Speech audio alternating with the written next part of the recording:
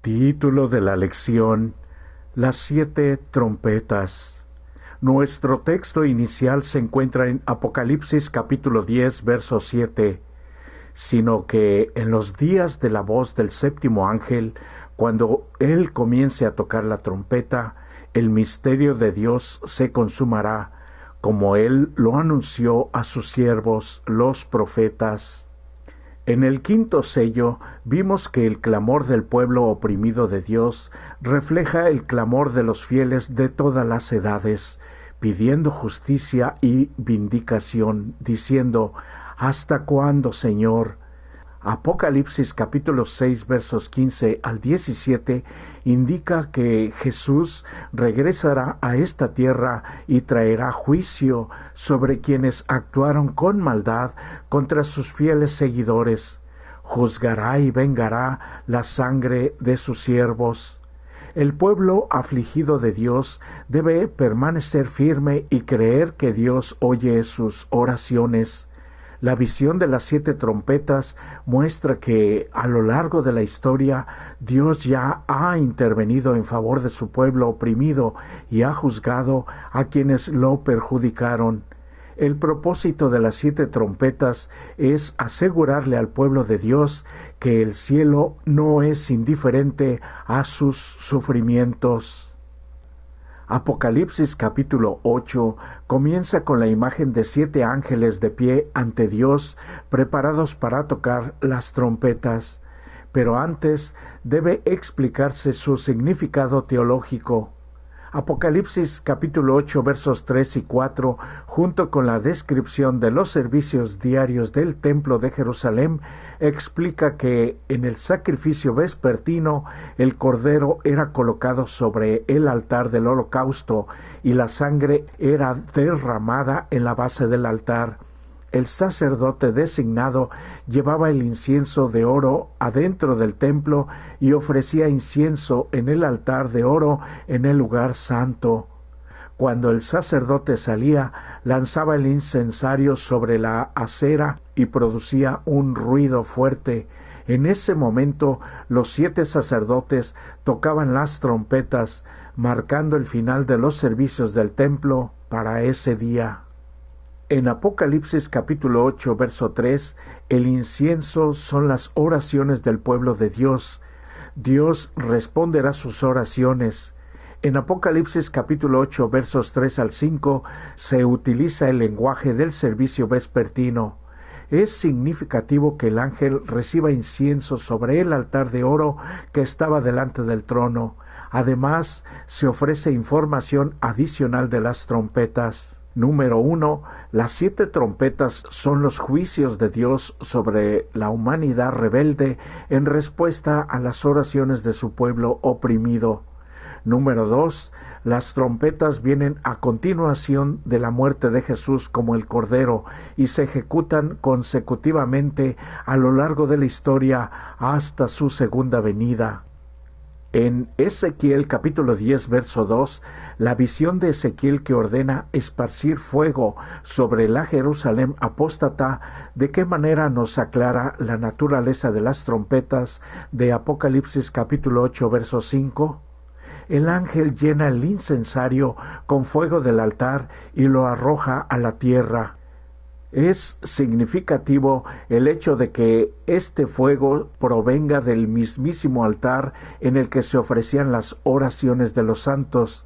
Esto muestra que los 7 juicios de las trompetas recaen sobre los habitantes de la tierra en respuesta a las oraciones del pueblo de Dios y que Dios intervendrá en favor de él a su debido tiempo. Arrojar el incensario quizá también sea una advertencia de que la intervención de Cristo no durará para siempre. Habrá un fin para el tiempo de gracia. Las trompetas eran una parte importante de la vida diaria del antiguo Israel. El pueblo relacionaba su sonido con el culto del templo. También se tocaban las trompetas en las batallas, en época de cosecha y durante las festividades. El sonido de las trompetas y la oración iban de la mano. Durante la adoración en el templo o en los festivales, era como si las trompetas le recordaran su pacto con su pueblo y que debía prepararse para el día de Jehová. En una batalla, el sonido de la trompeta daba instrucciones y advertencias clave e invocaba a Dios para que salvara a su pueblo. En los acontecimientos desencadenados por las trompetas de Apocalipsis, capítulo 8, verso 13 y capítulo 9, versos 4, 20 y 21, denotan la intervención de Dios en la historia en respuesta a las oraciones de su pueblo. Mientras que los sellos incumben principalmente al profeso pueblo de Dios, las trompetas anuncian juicios contra los habitantes de la tierra y son advertencias para conducir a los habitantes de la tierra al arrepentimiento antes de que sea demasiado tarde. Las 7 trompetas abarcan el curso de los acontecimientos desde los días de Juan hasta la conclusión de la historia de esta tierra. Suenan mientras haya intercesión en el cielo y mientras se predique el Evangelio en la tierra. La 6ª trompeta nos lleva al tiempo del fin, pero antes de que suene la 7ª trompeta se inserta un intermedio, un interludio que explica la tarea y la experiencia del pueblo de Dios en el tiempo del fin. Leyendo Apocalipsis capítulo 10 versos 1 al 4, ¿qué sucede aquí? Leámoslo textualmente. Vi descender del cielo a otro ángel fuerte, envuelto en una nube, con el arco iris sobre su cabeza, y su rostro era como el sol, y sus pies como columnas de fuego.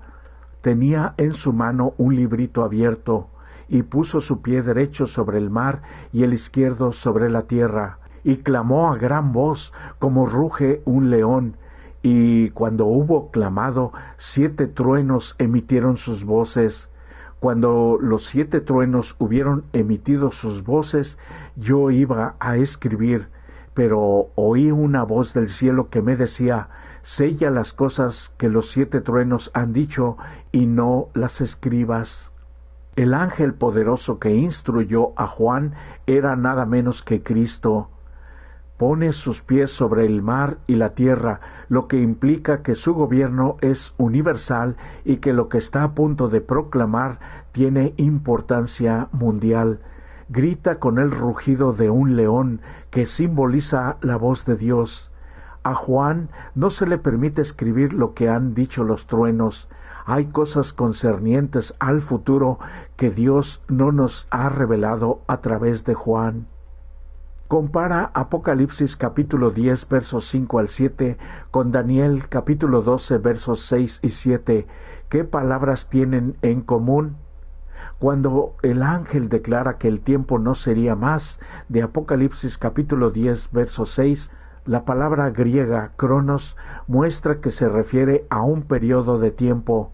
Esto apunta a Daniel capítulo 12 verso 6, donde se nos dice que la persecución de los santos por parte del papado durará tiempos y la mitad de un tiempo, o 1260 años.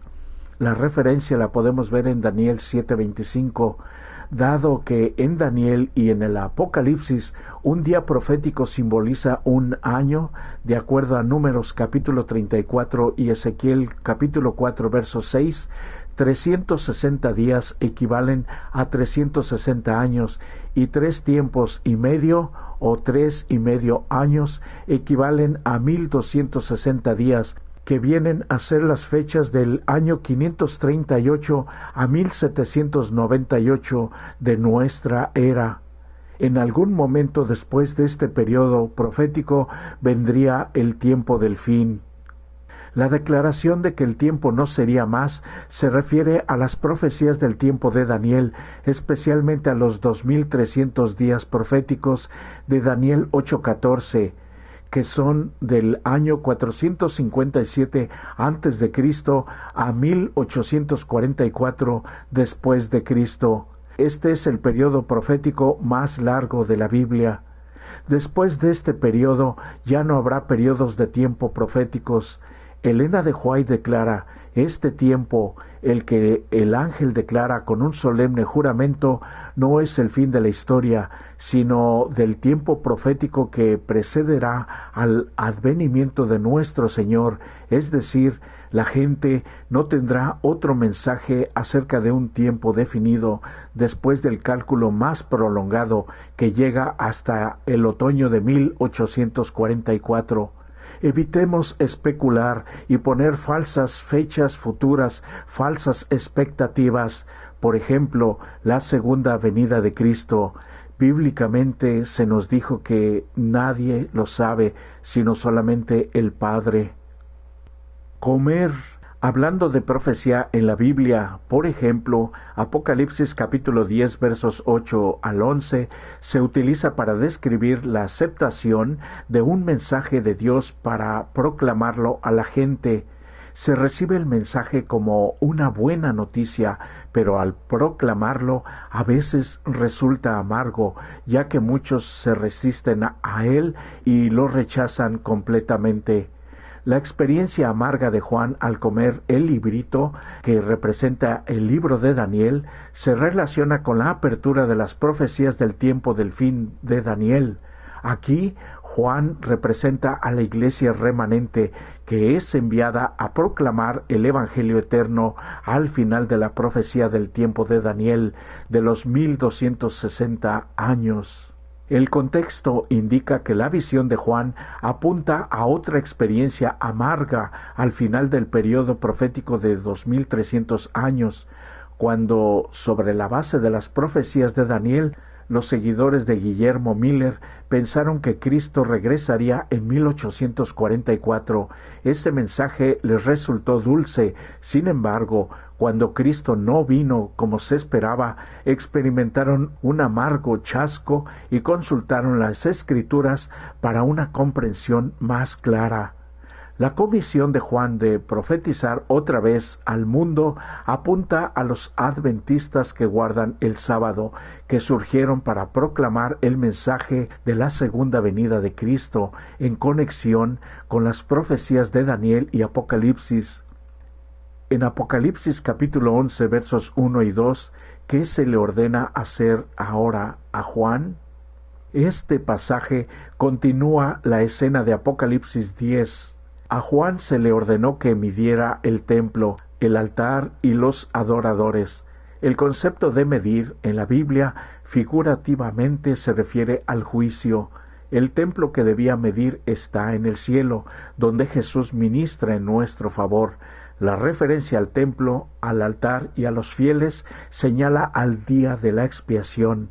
Este era un día de medición, de juicio, de meditación, ya que Dios juzgaba los pecados de su pueblo. Por lo tanto, Apocalipsis capítulo 11 verso 1 se refiere al juicio que tiene lugar antes de la segunda venida. Este juicio atañe exclusivamente al pueblo de Dios, los adoradores del templo. Apocalipsis capítulo 11 verso 1 muestra que el mensaje del santuario celestial constituye el núcleo de la proclamación, que incluye la vindicación del carácter de Dios. Como tal, ofrece una dimensión completa del mensaje evangélico con respecto a la obra expiatoria de Cristo y su justicia como el único medio de salvación para toda la humanidad. Al considerar lo esencial que era la sangre para el ritual del día de la expiación, el juicio es una buena noticia para los que han echado toda su confianza en Jesús y le siguen en fiel obediencia, ya preparándose. Esta verdad los mantendrá fieles en medio de la confusión y controversias del fin del tiempo. Desafortunadamente, todavía muchos cristianos la ignoran, la evitan o les es indiferente. Leyendo Apocalipsis capítulo 11 versos 3 al 6, ¿en qué sentido los dos testigos reflejan a Zorobabel y a Josué en sus papeles real y sacerdotal, respectivamente? Lo podemos ver en Zacarías capítulo 4 versos 2, 3 y 11 hasta el 14. Los dos testigos provienen del sistema legal judío, que requiere al menos dos testigos para establecer que algo es válido, que es verdadero. Los dos testigos representan la Biblia, el Antiguo y el Nuevo Testamento. No se los puede separar. El pueblo de Dios es llamado a proclamar el mensaje completo de toda la Biblia, Antiguo y Nuevo Testamento, a todo el mundo, que es todo el consejo de Dios. De acuerdo a Hechos capítulo 20, verso 27, se describe a los testigos profetizando con vestimenta de cilicio durante el periodo profético de los 1260 años, que fue la persecución romana más fuerte de los años 538 al 1798 de nuestra era. El cilicio es el atuendo del luto. Indica la experiencia difícil cuando las verdades de la Biblia fueron ocultadas de la gente y tapadas por las tradiciones humanas. Apocalipsis capítulo 11 versos 7 al 13 describe lo que ocurrió con los dos testigos al final de los 1260 años proféticos. Finalmente fue liberada la palabra de Dios cuando la persecución terminó, y ahora todos eran libres desde ese tiempo para poder por sí mismos, por sus propios ojos, valga la expresión, para que nadie los engañe. Es tiempo de libertad y de escudriñar la Biblia y nuestro propio corazón. La resurrección de los testigos señala el gran reavivamiento del interés por la Biblia después de la Revolución Francesa, que dio como resultado el surgimiento del movimiento de la Segunda Venida, con la restauración de la verdad, la fundación de las sociedades bíblicas y la distribución mundial de la Biblia. Justo antes del fin, el mundo será testigo de una predicación global de la Biblia. Este mensaje final provocará una grandísima oposición de los agentes demoníacos, que obrarán milagros para engañar al mundo y atraer a los adoradores de la bestia a una batalla final contra los fieles testigos de Dios. La séptima trompeta señala la conclusión de la historia de esta tierra. Ha llegado la hora de que Dios revele su poder y su reinado. Este planeta rebelde, que ha estado bajo el dominio de Satanás durante miles de años, está a punto de volver a estar bajo el dominio y el gobierno de Dios. Fue después de la muerte de Cristo en la cruz y su ascensión al cielo que Cristo fue proclamado gobernante legítimo de la tierra. Satanás sigue causando todos los estragos posibles al saber que le queda poco tiempo. La séptima trompeta anuncia que se ha hecho frente a los poderes usurpadores y que este mundo finalmente ha quedado bajo el legítimo gobierno de Cristo. El enemigo ha sido derrotado. La séptima trompeta esboza el contenido del resto del libro. Número 1. Se airaron las naciones. Apocalipsis capítulos 12 al 14 describe a Satanás lleno de ira, quien con sus dos aliados, la bestia que sale del mar y la bestia que sale de la tierra, prepara a las naciones del mundo para luchar contra el pueblo de Dios. Número 2. Tu ira ha venido. Dios responde a la ira de las naciones con las 7 últimas plagas, llamadas la ira de Dios. Número 3. El tiempo de juzgar a los muertos se describe en Apocalipsis capítulo 20 versos 11 al 15. Número 4. De entregar el galardón a sus siervos fieles de Dios se presenta en Apocalipsis capítulos 21 y 22. Número 5. Destruir a los que destruyen la tierra. Apocalipsis capítulo 19 verso 2 declara que la Babilonia del tiempo del fin es juzgada porque destruyó la tierra. La destrucción de Satanás, sus huestes y sus dos aliados es el acto final del drama del gran conflicto. A veces descubrimos que predicar el Evangelio puede ser una experiencia amarga. La gente rechaza nuestras palabras, se burla de ellas y de nosotros. A veces la predicación puede despertar oposición, puede despertar al enemigo y atacarnos. Tenemos que aprender de las experiencias de los personajes bíblicos. Dios nos las ha dejado como una herencia para que se fortalezca nuestra fe, porque sobre todas las cosas Dios siempre estuvo con ellos y estará con nosotros. Evitemos además fijar fechas. Para hoy no habrá un mensaje para el pueblo de Dios que se base en el tiempo. Todo ya está anunciado. No hemos de saber el tiempo definido, ya sea del derramamiento del Espíritu Santo final o de la segunda venida de Cristo, literal y personal.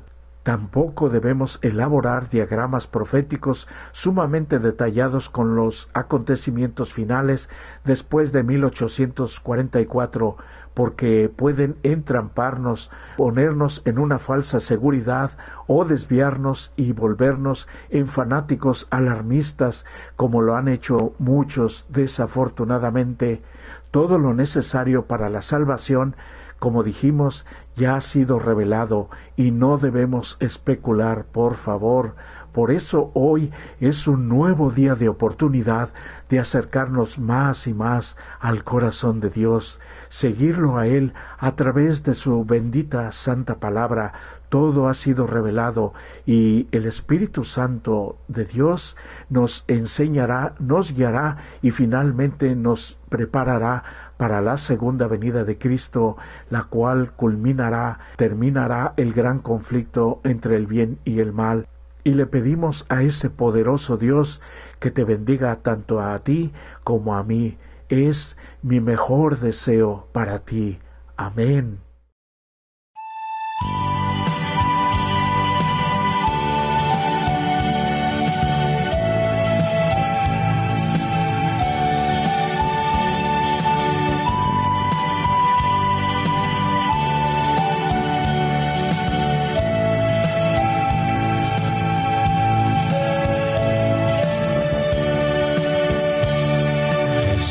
Será mi buen pastor, nada me podrá faltar, por valles llenos de verdor, Él seguro me ha de llevar las aguas frescas que beberé, su rico y limpio manantial calmarán la sed y la paz que me dará por siempre durará. Jesús será el buen pastor que a todos nos llevará al feliz celeste hogar. Su justo amor nos cubrirá.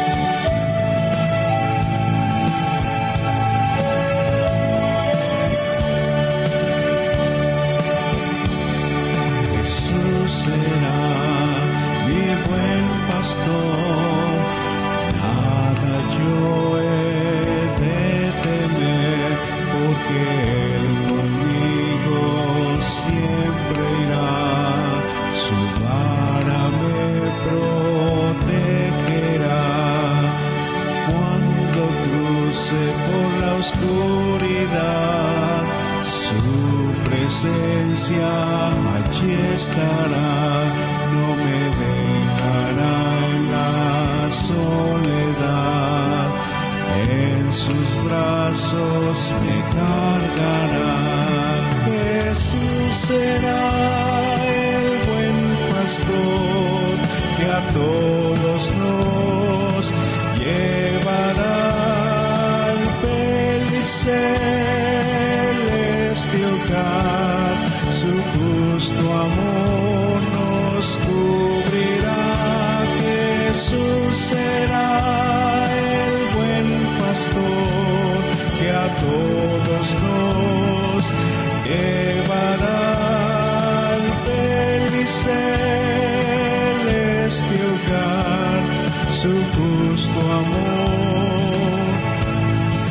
nos